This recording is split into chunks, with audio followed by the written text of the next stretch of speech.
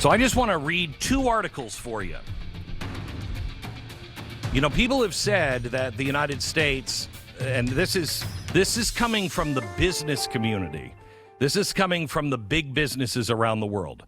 They say that China is the new model. So the way China does its business is the way these big businesses want to do business in their countries and in the Western world. And you're hearing, whenever you hear people talk about infrastructure, we've got to invest in our future. That used to mean roads and bridges and things like that, but that's not what that means now. What that means is putting the United States in a position where we're advantaged because the Chinese are advantaged because the government invests in so much new technology. Well, that's fine and dandy, but we really haven't had a problem until the government started getting involved in everything. So your tax dollars are going to be directed into businesses and into future technology like solar panels, et cetera, but the economy becomes controlled. This is Marxism and socialism and eventually communism, which, let's not forget, that's what China is, a controlled communist society that now has a capitalist market, if you will. Okay, so I want you just to listen to these two stories and tell me we're not already there.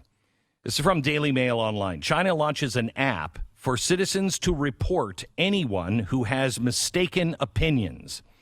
Released by China's cyber regulator, along with a similar hotline, the app aims to crack down on historical nihilists ahead of the party's 100th anniversary in July.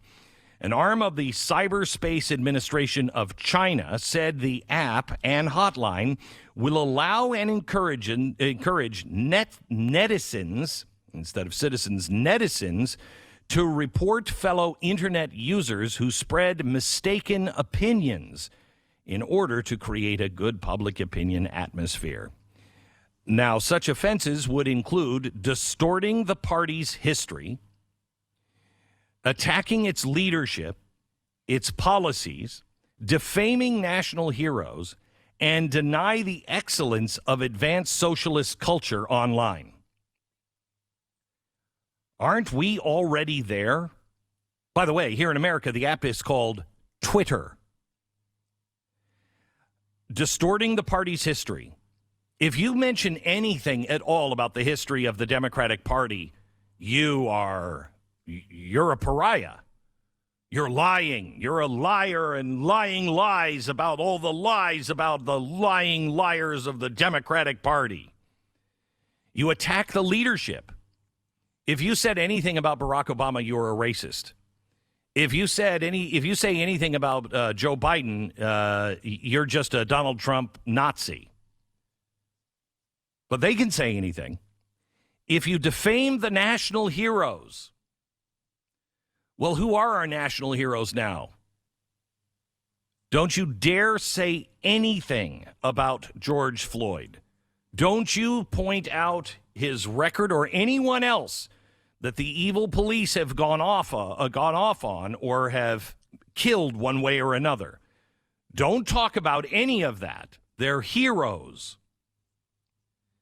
Or if you deny the excellence of advanced socialist culture. We're already there, gang. Except this one is being done specifically by the government, and the app is required for everyone to have. For a while, they say some people have had ulterior motives, and they have spread this historically nihilistic false statements online, maliciously distorting, slandering, and denying party, national, and military history in an attempt to confuse people's thinking. We hope the majority of internet users will actively play their part in supervising society and enthusiastically report harmful information. Jawohl. The notice didn't specify what punishments would be dealt with for people who are reported through the hotline. China already faces jail time. It will give you jail time if you're somebody online and you say something they don't like. You'll get legal punishments for posting content that is critical of the country's leadership, policies, or history. Anyone who insults, slander, or infringe upon the memory of China's national heroes and martyrs will go to jail for up to 3 years.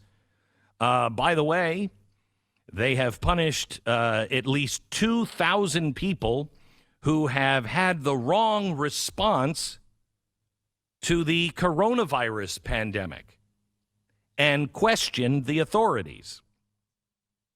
Do you see how close we are to this? Now, let me give you a story that came out the first day. The same day. This came out yesterday. Alien is now non-citizen or migrant, and legal alien is now undocumented non-citizen, undocumented individual, or migrant, according to the Border Patrol. Immigration officials have now been directed to use new inclusive terminology to describe people who illegally cross the U.S. border seeking to establish new homes. Among the mandates is that border crossers can no longer be described as alien or illegals.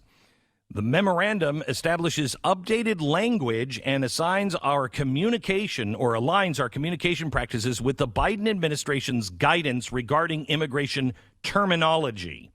According to the new policy, alien is now non-citizen or migrant. The term illegal alien, undocumented non-citizen, undocumented individual, or migrant. Elsewhere in the chart, assimilation is now integration or civic integration. They say the words we use matter. Oh, yes, they do. Oh, yes, they do. There is a great story that I read today from the Federalist. 10 politically correct but false words you need to stop using right now. They are changing our language, and they are policing it, and it will become an app. It's only a matter of time.